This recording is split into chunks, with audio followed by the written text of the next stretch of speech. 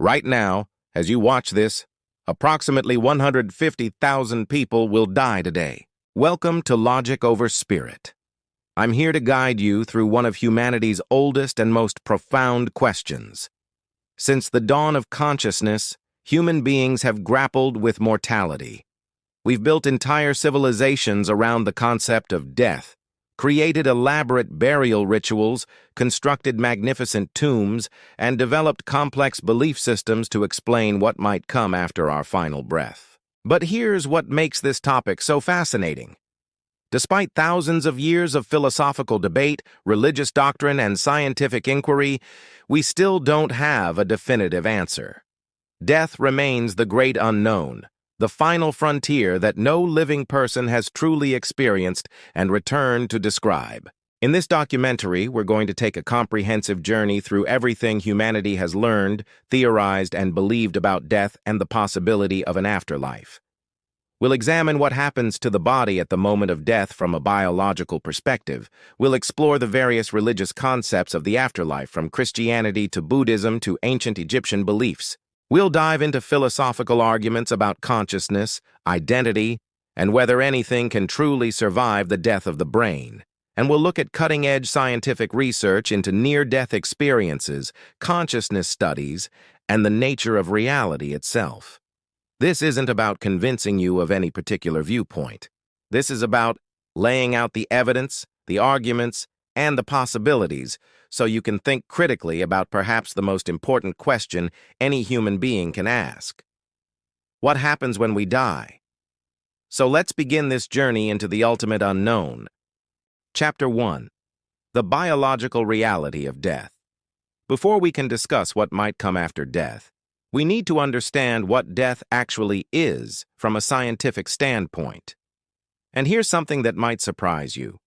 Defining death is more complicated than you might think. For most of human history, death was considered the moment when the heart stopped beating and breathing ceased. But modern medicine has complicated this simple definition considerably. Today, we can restart hearts, put people on ventilators, and keep bodies functioning through artificial means. So when does death truly occur? The medical community now generally recognizes several types of death. Clinical death occurs when the heart stops beating and breathing ceases. This can sometimes be reversed through CPR and defibrillation. Biological death happens when cells and organs begin to die from lack of oxygen. Brain death occurs when all brain function, including the brainstem, permanently ceases. In most jurisdictions, brain death is considered legal death, even if the heart is still beating with mechanical assistance. Let's walk through what happens during the dying process at a cellular level. When the heart stops, blood circulation ends. Within seconds, the brain begins to be deprived of oxygen. Brain cells are incredibly sensitive to oxygen deprivation. After about 4 to 6 minutes without oxygen, brain cells begin to die. This is why rapid response in cardiac arrest situations is so critical. But the process isn't uniform across the body. Different organs and tissues die at different rates. The brain goes first, within minutes. The heart and lungs can survive slightly longer. Kidneys and liver cells can remain viable for up to an hour. Skin cells can survive for several hours. Bone cells can remain alive for days after death. At the moment of death, several things happen rapidly. The body temperature begins to drop, a process called rigor mortis. Muscles relax completely, causing the jaw to drop and the pupils to dilate. Within a few hours, rigor mortis sets in as chemical changes in the muscles cause them to stiffen.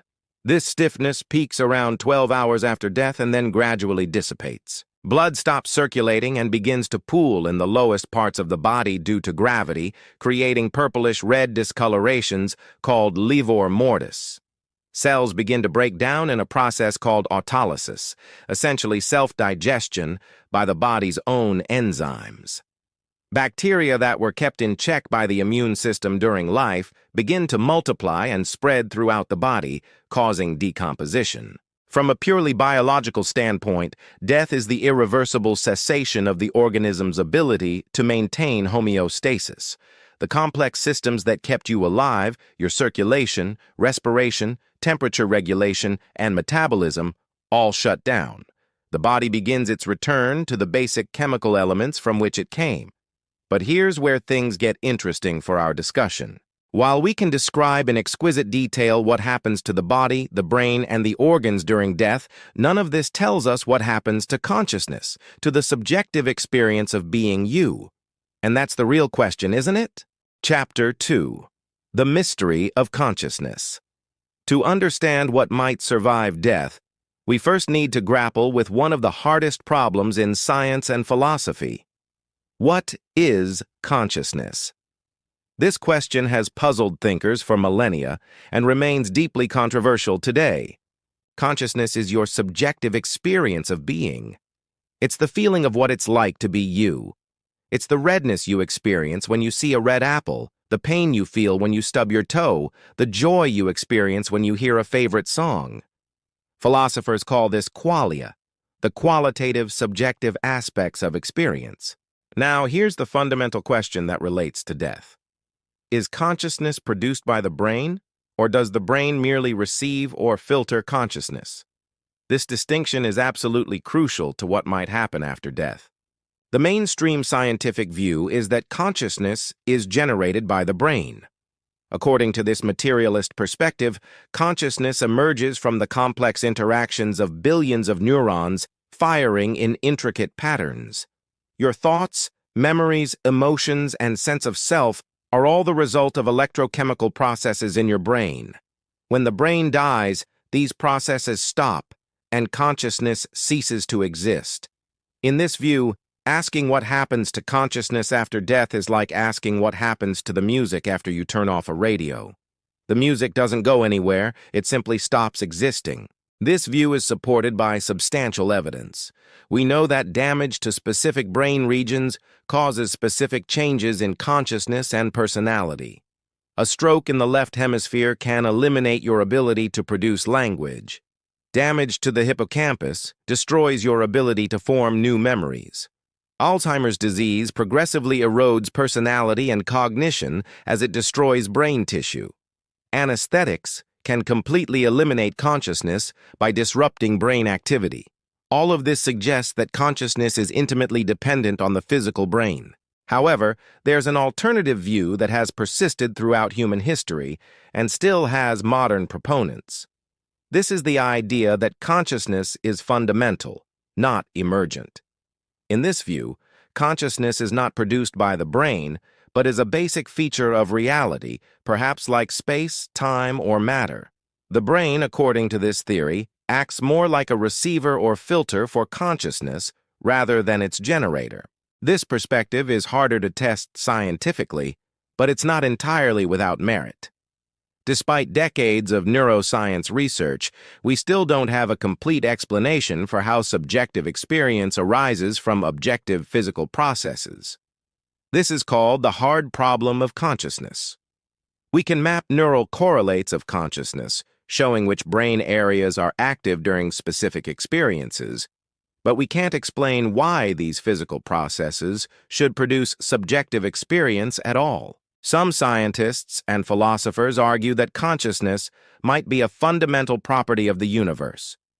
Theories like panpsychism suggest that consciousness exists at some level in all matter, and human consciousness is just a complex form of this universal property.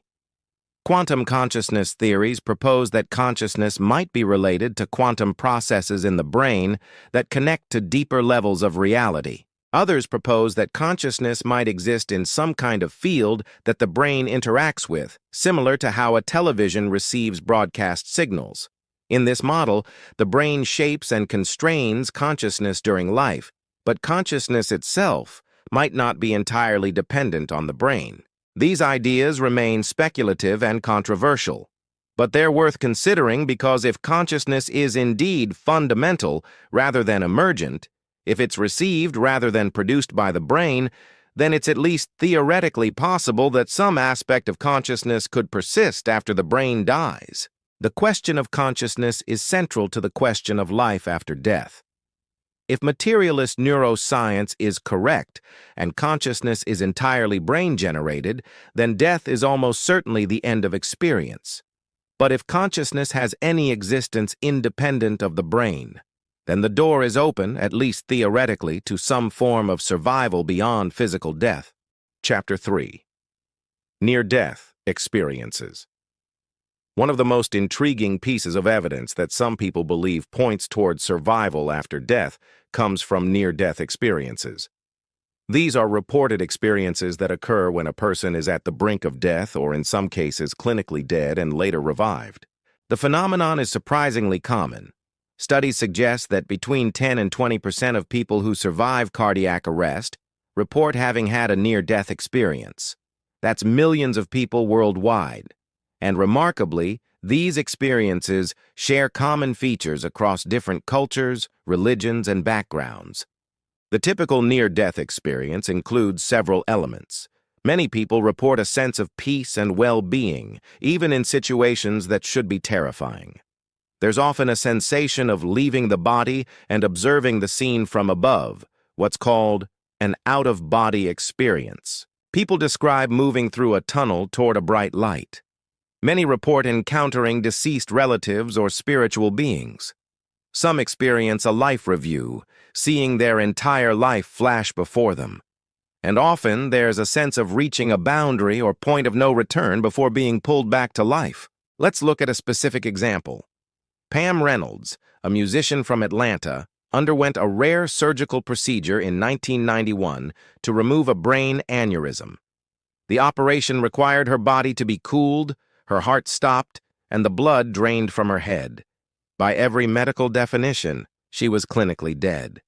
Yet she later reported having left her body, observing the surgery, hearing specific conversations, and experiencing a journey toward a bright light where she encountered deceased relatives. She described details about the surgical instruments and procedures that she claimed she couldn't have known. Skeptics offer several explanations for near-death experiences. The most common is that they're hallucinations produced by a dying brain. When the brain is deprived of oxygen, it can produce vivid experiences. The feeling of moving through a tunnel might be caused by the progressive loss of peripheral vision as the visual cortex shuts down. The bright light could be neurons firing randomly. The sense of peace might be the result of endorphins flooding the brain. The life review might be memories being accessed randomly as the temporal lobe becomes unstable. Some researchers point to the effects of certain drugs that can produce experiences similar to near-death experiences. Ketamine, for instance, can cause out-of-body sensations and tunnel experiences. DMT, a powerful hallucinogen produced naturally in small amounts in the body, might be released during extreme stress or dying, potentially explaining the mystical aspects of near-death experiences. However, those who believe near-death experiences provide evidence for survival after death point to several features that are harder to explain. Some people report accurate details about their resuscitation that they claim they couldn't have perceived through normal means. They describe conversations that occurred while they were unconscious, or events in other rooms, or details they couldn't have seen from their body's position. There have been attempts to study this systematically. The AWARE study, led by Dr. Sam Parnia, placed images in high locations in hospital rooms where they could only be seen from above, hoping that people having out-of-body experiences during cardiac arrest might be able to report seeing them. So far, results have been inconclusive, though the research continues. Another intriguing aspect is the transformative effect of near-death experiences. People who have them often report profound changes in their attitudes toward life and death. They frequently lose their fear of death, become more spiritual, though not necessarily religious, and prioritize relationships and personal growth over material success. Whether this transformation indicates that they genuinely experienced something beyond normal consciousness or simply had a powerful psychological experience remains debatable. The scientific consensus at this point is that near-death experiences, while fascinating and deserving of further study, don't provide definitive proof of survival after death. They can be explained, at least potentially, as brain-generated phenomena. But they also haven't been completely explained away, and they remain one of the most intriguing areas where subjective experience intersects with the question of what happens when we die. Chapter 4. Religious Perspectives on the Afterlife. Throughout human history, virtually every culture has developed beliefs about what happens after death. These beliefs have shaped civilizations, inspired art and literature, motivated wars and peace, and provided comfort to billions of people facing their mortality. Let's explore some of the major religious perspectives on the afterlife. Christianity, the world's largest religion with over 2 billion followers, teaches that death is not the end, but a transition. According to Christian doctrine, humans possess an immortal soul that survives the death of the body. After death, this soul faces judgment by God. Those who have accepted Jesus Christ and lived according to Christian principles are granted eternal life in heaven, described as a state of perfect communion with God and eternal bliss. Those who have rejected God are consigned to hell, traditionally understood as eternal separation from God and suffering, though modern interpretations vary. Some Christian denominations also believe in purgatory, an intermediate state where souls are purified before entering heaven. Catholic theology developed this concept extensively.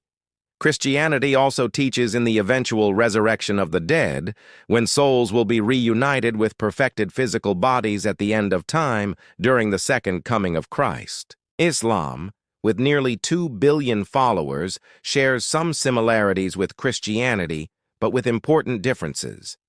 Muslims believe that after death, the soul enters a state called barzakh, an intermediate realm between death and the Day of Judgment. On the Day of Judgment, all souls will be resurrected and judged by Allah based on their faith and deeds. Paradise, or Jannah, awaits the righteous, described in the Quran as gardens with flowing rivers, filled with pleasures both physical and spiritual. Hell, or Jahannam, awaits those who rejected faith and lived unjustly, described as a place of fire and torment. Judaism has historically been less focused on the afterlife than Christianity or Islam, with greater emphasis on righteous living in this world. However, Jewish tradition does include belief in Olam Haba, the world to come. Views vary widely among different Jewish movements. Traditional Judaism believes in the resurrection of the dead in the Messianic age. Some Jews believe in Gan Eden, paradise, and Gehinnom, a place of purification for the soul. Many modern Jews, particularly in Reform and Reconstructionist movements, are agnostic about the afterlife or interpret it metaphorically. Hinduism, one of the world's oldest religions, offers a radically different perspective. Rather than a single afterlife, Hinduism teaches reincarnation, or samsara, the cycle of death and rebirth. After death, the eternal soul, or Atman, is reborn in a new body. The circumstances of your rebirth are determined by karma, the accumulated consequences of your actions in previous lives. The ultimate goal is not to reach heaven, but to achieve moksha, liberation from the cycle of reincarnation and union with the divine Brahman. Buddhism, which emerged from Hinduism, also teaches reincarnation, but with a crucial difference. Buddhism teaches that there is no permanent soul or self. What we think of as the self is actually a collection of constantly changing physical and mental processes. At death, these processes don't simply end, but give rise to a new set of processes in a new life, similar to how one candle flame can light another. The goal in Buddhism is to achieve nirvana, the cessation of suffering and the end of the cycle of rebirth, attained through enlightenment and the elimination of attachment and desire. Ancient Egyptian religion, though no longer practiced, offers fascinating insights into how humans have thought about death. The Egyptians believed death was not an end, but a transformation. They developed elaborate burial practices, including mummification, to preserve the body for the afterlife. The soul was thought to have several components, including the Ka and Ba, which needed to reunite in the afterlife. The deceased would journey through the underworld, face various trials, and ultimately have their heart weighed against the feather of truth by the god Anubis. Those judged worthy would enter the field of reeds, a paradise that mirrored the best aspects of life in Egypt. What's fascinating is both the diversity and the commonalities in these beliefs. Nearly all major religions affirm that death is not the absolute end of existence. Most include some concept of judgment or consequence based on how one lived. Many promise some form of paradise or positive afterlife state for the righteous, and most frame death as a transition rather than an annihilation. But these beliefs are based on faith, not empirical evidence. They arise from religious texts, spiritual experiences, cultural traditions, and the teachings of religious founders and leaders. They provide meaning, purpose, and comfort to billions of people. But from a purely logical standpoint, the fact that different religions teach contradictory things about the afterlife means they can't all be literally true in every detail. This doesn't necessarily mean they're all false. Perhaps they are different cultural interpretations of some underlying truth about consciousness and death that we don't fully understand. Or perhaps they're entirely human constructions, meaningful stories we tell ourselves to cope with mortality. That's for each person to evaluate based on their own reasoning and experience. Chapter 5. Philosophical Arguments about Death and Identity. Philosophy has grappled with death for millennia, and philosophers have developed sophisticated arguments both for and against the possibility of surviving death. Let's explore some of the most important philosophical perspectives. The ancient Greek philosopher Socrates, facing his own execution, argued that death should not be feared. In Plato's dialogue, Phaedo, Socrates presents several arguments for the immortality of the soul. He argues that the soul must exist before birth and must continue to exist after death. He suggests that the soul is simple and indivisible, unlike the body which is composite and decomposable, and therefore the soul cannot be destroyed. He frames death as the liberation of the soul from the prison of the body, allowing it to access truth and knowledge more directly. Plato developed these ideas further, arguing that the soul belongs to the realm of eternal, unchanging forms, while the body belongs to the material world of change and decay. In this view, death is simply the separation of soul from body, and the soul returns to its true home in the realm of the eternal. Aristotle, Plato's student, took a more naturalistic view. He argued that the soul is the form of the body, its organizing principle, not a separate substance. For Aristotle, soul and body are inseparable, like the shape of a wax seal and the wax itself. This view seems to suggest that when the body dies, the soul, being inseparable from it, dies too. However, Aristotle also believed in an intellect or rational soul that might be eternal, though his writings on this are ambiguous and have been interpreted in various ways. In more recent philosophy, the question of survival after death has often been framed in terms of personal identity. What makes you you? If something were to survive death, would it really be you, or just some entity with your memories? The 17th century philosopher John Locke argued that personal identity consists in continuity of consciousness, particularly memory. You are the same person you were 10 years ago, because you have memories that connect you to that past self. But this raises problems for survival after death. If you die and your brain is destroyed, how can memories be preserved? Without memories, would a soul in the afterlife really be you, or just a blank slate? The 18th century philosopher David Hume was skeptical about both the soul and personal identity. He argued that when he looked within himself, he never found a unified self, only a bundle of different perceptions, thoughts, and feelings. The self, for Hume, is not a thing but a convenient fiction we construct from a stream of experiences. If there's no unified self during life, what exactly would survive death? The existentialist philosophers of the 20th century, particularly Jean-Paul Sartre and Albert Camus, generally rejected the idea of an afterlife and focused on the implications of mortality for how we should live. Camus argued that the universe is absurd, meaning it provides no inherent meaning or purpose. Death is the ultimate absurdity, the final negation of meaning. But rather than despair, Camus argued we should rebel against the absurd by creating our own meaning and living authentically. Martin Heidegger argued that awareness of death is fundamental to authentic human existence. We are beings toward death, and recognizing our mortality is essential to living genuinely rather than losing ourselves in everyday distractions. For Heidegger, the question isn't so much what happens after death, but how awareness of death should shape how we live. Contemporary philosopher Thomas Nagel has argued that death is bad not because of what happens after death, but because of what doesn't happen.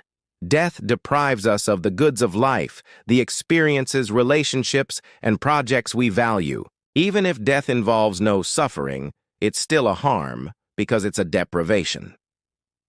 Bernard Williams, another contemporary philosopher, presents an interesting counter-argument. He suggests that immortality might actually be undesirable. An infinite life, he argues, would eventually become intolerably boring.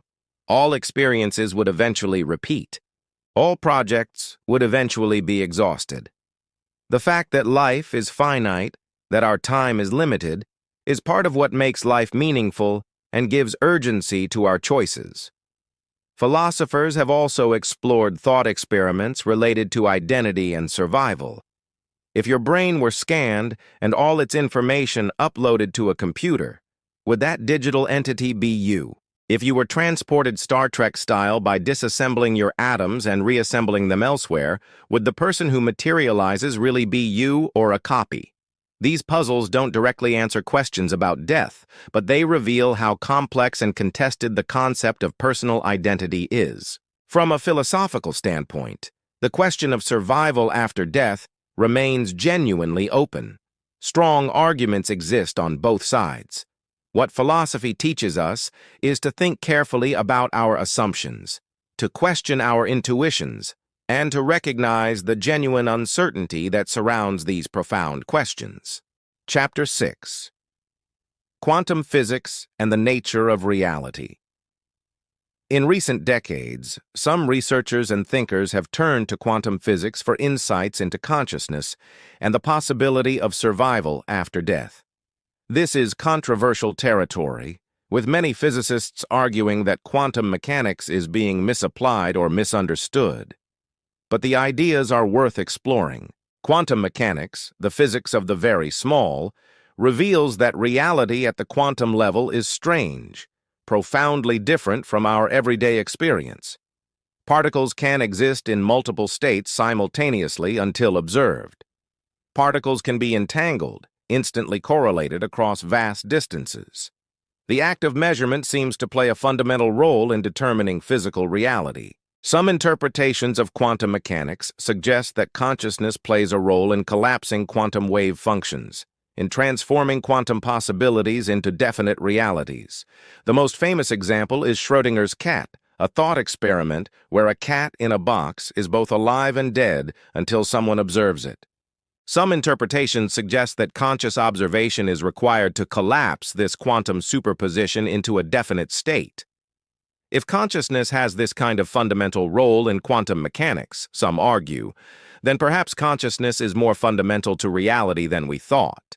Perhaps consciousness is not just a byproduct of brain activity, but something woven into the fabric of the universe itself.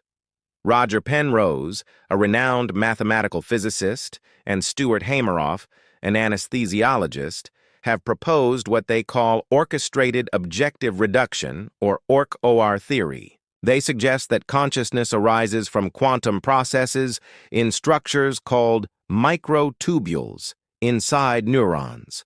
According to their theory, consciousness is a fundamental feature of the universe at the quantum level, and the brain acts as a quantum computer that taps into this consciousness. If their theory is correct, and that's a big if, it might suggest that consciousness isn't entirely dependent on the brain. When the brain dies, The quantum information that constitutes your consciousness might not simply disappear but could persist in some form, perhaps returning to a more fundamental quantum field. This is highly speculative, and most physicists and neuroscientists remain skeptical. Critics argue that the brain is too warm and noisy for delicate quantum effects to play a significant role in brain function. They also point out that even if quantum effects do occur in the brain, this doesn't necessarily mean consciousness can survive the brain's death. Another relevant concept from physics is the conservation of information. In classical physics, and in most interpretations of quantum mechanics, information is never truly destroyed. Even when you burn a book, the information isn't destroyed. It's just transformed into smoke, ash, and heat, and in principle could be reconstructed if you had complete information about all those particles. Stephen Hawking's work on black holes raised a paradox. Black holes seem to destroy information, which would violate the laws of quantum mechanics. After decades of debate, the consensus has shifted toward the view that information is preserved even in black holes, encoded in subtle ways on the event horizon or in the Hawking radiation that black holes emit. If information is truly never destroyed, what happens to the information that constitutes you when you die? Your memories, personality, and experiences are encoded in the patterns of neurons in your brain. When your brain decomposes, that information becomes dispersed into the environment. It's not destroyed, just scattered and transformed. But whether this constitutes any meaningful form of survival is questionable. Some physicists and philosophers have speculated about the multiverse, the idea that our universe is just one of many universes existing in parallel. In some interpretations of quantum mechanics, every quantum event causes reality to branch into multiple universes representing different outcomes. Some have suggested that consciousness might somehow persist across these branches, or that some aspect of our information might exist across multiple universes. These ideas are fascinating but remain in the realm of speculation. The honest truth is that we don't yet understand consciousness well enough, and we don't understand quantum mechanics well enough to know whether there's any real connection that would allow for survival after death. What quantum physics does tell us with certainty is that reality is far stranger than our everyday experience suggests. The universe is fundamentally probabilistic, not deterministic. Particles can tunnel through barriers that classical physics says they can't cross. Reality at the quantum level exists in a state of superposition until measured. The universe is deeply interconnected in ways we're still trying to understand. Does any of this mean consciousness can survive death? Not necessarily. But it does mean that our materialist, mechanistic understanding of reality is incomplete. There are aspects of reality we don't yet understand, and it's possible, though far from proven, that consciousness is connected to these deeper levels of reality in ways that might have implications for survival. Chapter 7. The Problem of Meaning. Beyond the question of what happens after we die lies an equally important question. Does it matter? How should the reality or unreality of an afterlife affect how we think about meaning, morality, and how to live?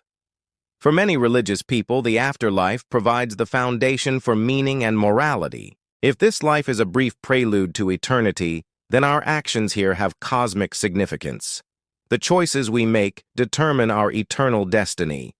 Suffering in this life can be endured because it's temporary compared to eternal reward. Justice ultimately prevails because God judges all actions, even those that escape human judgment. This provides powerful motivation for moral behavior and can offer profound comfort in the face of suffering and injustice. It's also been criticized as wishful thinking, as believing in an afterlife because we want it to be true, not because we have good evidence for it. Critics argue that basing morality on eternal reward or punishment is ultimately selfish, and that true morality should be about doing right for its own sake, not for personal gain.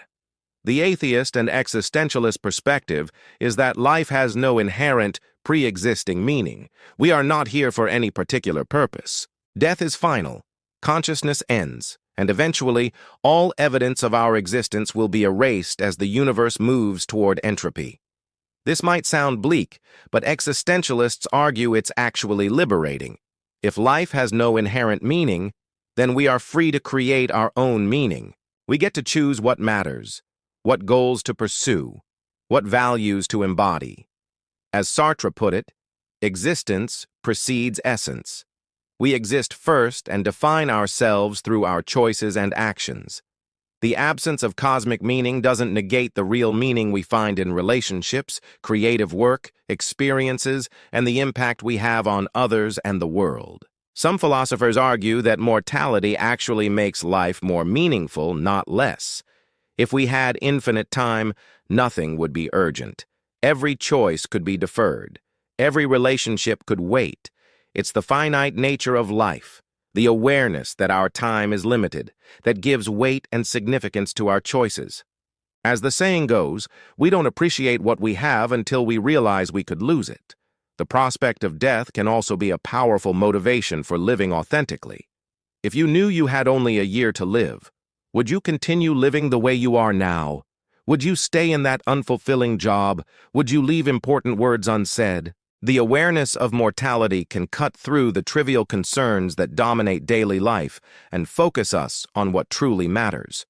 There's also the question of legacy and immortality through impact. Even if personal consciousness ends at death, we live on through the effects we have on the world, the people we've influenced, the work we've created, the changes we've made, the love we've shared. These ripple forward beyond our death. Parents live on in their children. Teachers live on in their students. Artists live on in their art.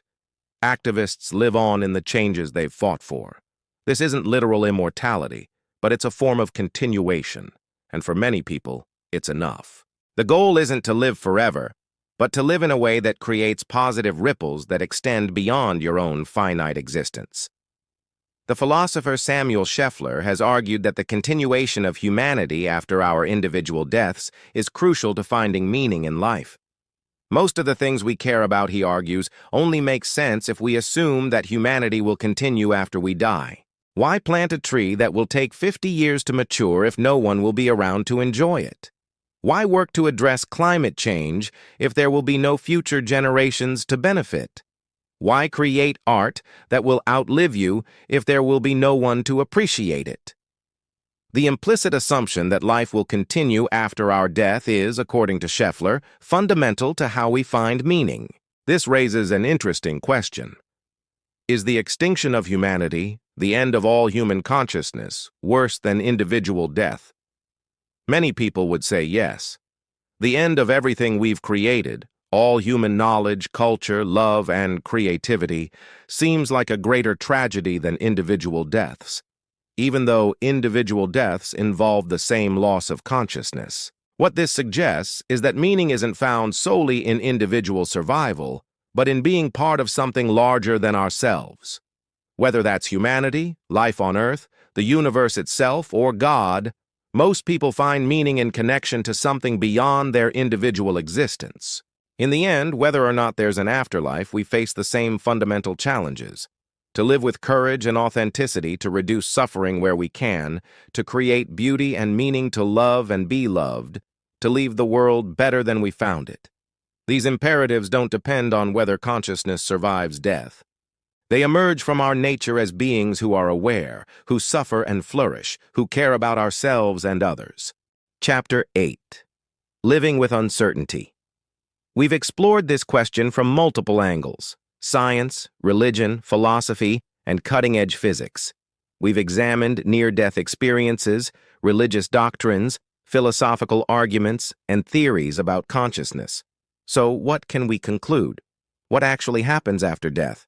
The honest answer is, we don't know. Despite millennia of thought and inquiry, despite religious revelations and philosophical arguments, despite scientific progress and technological advancement, we still don't have definitive proof of what happens to consciousness after the brain dies. The scientific evidence suggests that consciousness is intimately connected to brain function. Every aspect of your mental life, your memories, personality, emotions, and sense of self can be altered by changes to the brain. This strongly suggests that consciousness depends on the brain. When the brain dies, the most parsimonious explanation is that consciousness ceases. However, science hasn't definitively proven that consciousness is nothing more than brain activity.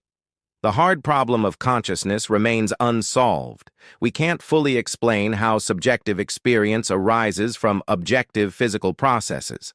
This leaves open the possibility, however speculative, that consciousness has some aspect that isn't entirely reducible to brain states. Near-death experiences are fascinating but inconclusive. They can be explained as brain-generated hallucinations, but some features remain puzzling. They don't prove survival after death, but they don't definitively disprove it either. Religious beliefs about the afterlife provide meaning and comfort to billions, but are based on faith rather than empirical evidence. Different religions make contradictory claims, which means they can't all be literally correct. But they might point toward some deeper truth that we've interpreted differently across cultures.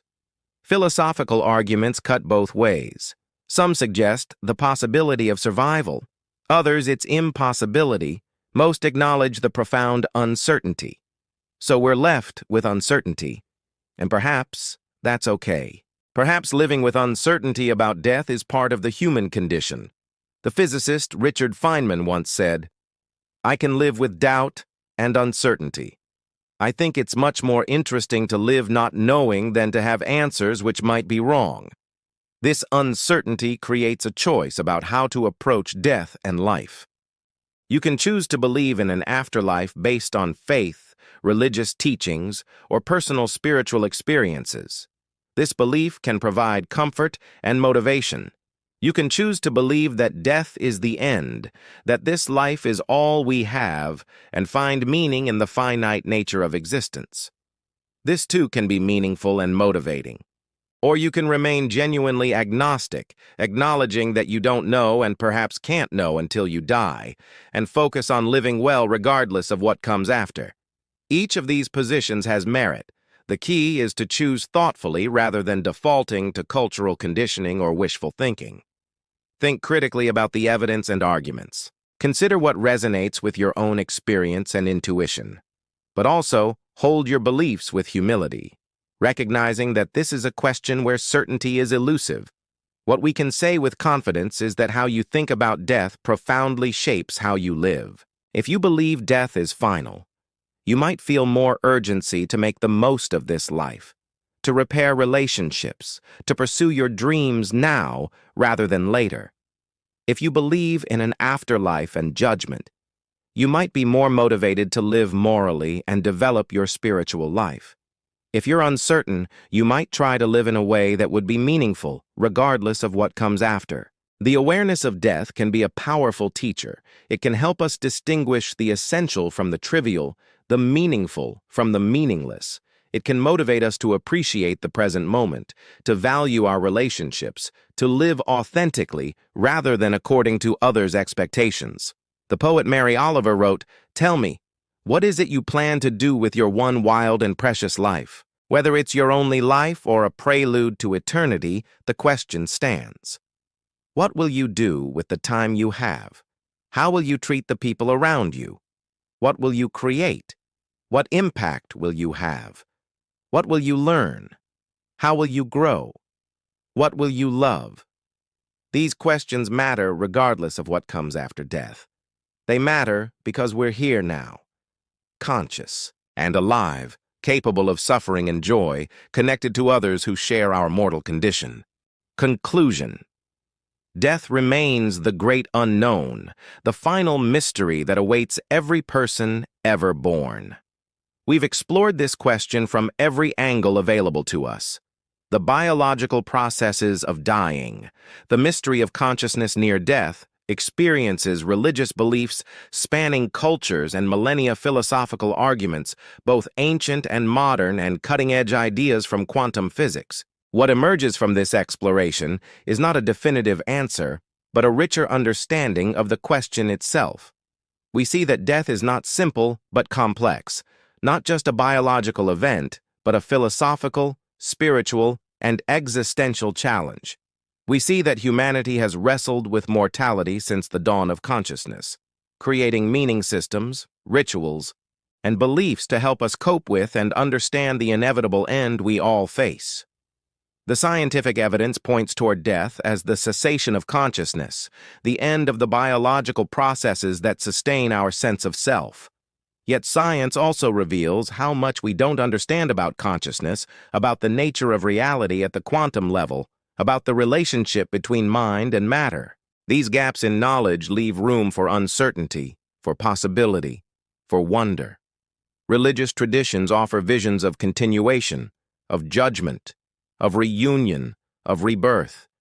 These beliefs have sustained countless people through grief and fear. They've inspired acts of courage, sacrifice, and compassion. And whether they're literally true or powerful metaphors, they speak to something deep in the human spirit. Our resistance to the idea that consciousness simply ends, that love and connection dissolve into nothingness. Philosophy teaches us to think carefully and critically about these questions, to examine our assumptions, to consider arguments on all sides. It shows us that the question of death connects to fundamental issues of identity, meaning, and how we should live. Philosophy doesn't give us easy answers, but it gives us better questions and sharper thinking. What matters most, perhaps, is not which position you adopt, but how you hold it. Do you cling to certainty where none exists? Do you dismiss others' beliefs because they differ from your own? Or do you hold your views with both conviction and humility, recognizing that this is a question where absolute certainty eludes us all?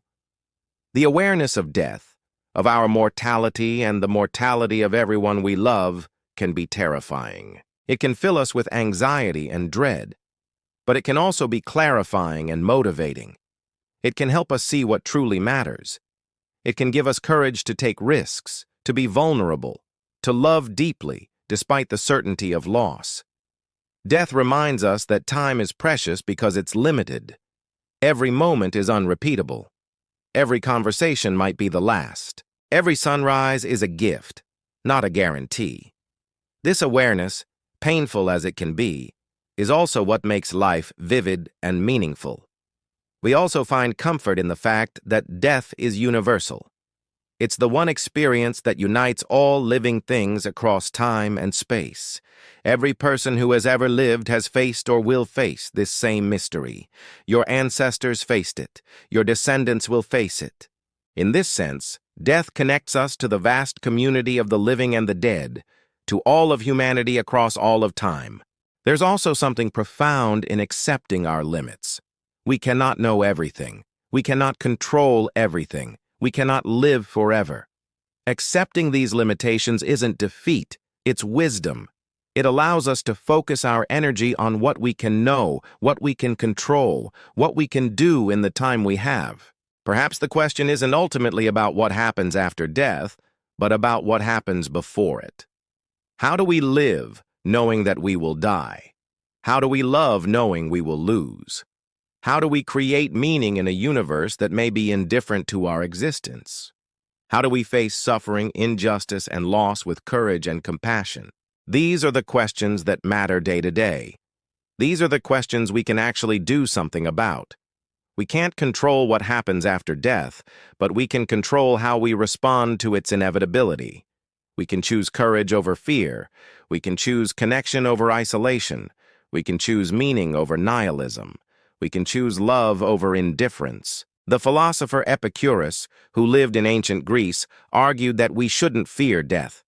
When we exist, death is not yet present. When death is present, we no longer exist. Therefore, we never actually experience death, and so we have no reason to fear it. Whether you find this argument convincing or not, there's wisdom in focusing on life rather than death, on presence rather than absence. In the end, each of us must find our own peace with mortality. Some will find that peace in religious faith, trusting in divine promises of eternal life. Some will find it in the acceptance that life is finite and precious precisely because it ends. Some will find it in the legacy they leave behind, in the lives they've touched and the changes they've made. Some will find peace in not knowing, in embracing mystery and uncertainty as part of the human condition. Whatever your conclusion, whatever brings you peace, hold space for doubt and questions. Be open to changing your mind as you have new experiences and encounter new ideas. Treat others' beliefs about death with respect, even when they differ from your own. We're all facing the same mystery, all trying to make sense of existence and its limits, all seeking meaning in the shadow of mortality. The journey through life is richer when we engage honestly with death, rather than denying or avoiding it. Death gives life its shape, its urgency, its poignancy. The temporary nature of existence is what makes moments precious, what makes love courageous, what makes beauty bittersweet. So live fully, knowing you will die. Love deeply, knowing you will lose. Create meaning, knowing it's temporary. Connect with others, knowing all relationships end. Find beauty, knowing it's fleeting. Pursue truth, knowing it's elusive. Be kind, knowing your impact ripples beyond your awareness. Stand for justice, knowing the work is never finished. Embrace joy, knowing sorrow will come. Face sorrow, knowing joy returns. This is the human condition, consciousness emerging from matter, awareness arising in beings who will cease to be aware, love flowering in hearts that will stop beating. It's tragic and beautiful, terrifying and wondrous, absurd and profound. Death and what comes after remains unknown. But life and what we do with it is known. It's here, now, at this moment. And that's where meaning is found, where love is expressed, where courage is tested, where we become who we choose to be. The question of death ultimately returns us to the question of life. And that's the question we can answer. Not with words or theories, but with action, with choice, with how we spend our days and who we become through our decisions. Thank you for taking this journey with me through one of humanity's deepest questions. This topic deserves thought, conversation, and continued exploration. I encourage you to sit with these ideas, to think about your own beliefs about death and how they shape your life. Talk about these questions with people you trust. Read more deeply on the aspects that intrigue you most, whether that's neuroscience, religious texts, philosophical arguments, or personal accounts of near-death experiences. If this video has given you something to think about, please share it with others who might benefit from this exploration.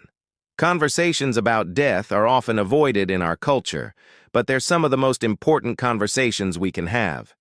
They help us clarify our values, prioritize what matters, and support each other through the reality of loss and the mystery of what comes after. Subscribe to Logic Over Spirit for more deep dives into the big questions that define human existence.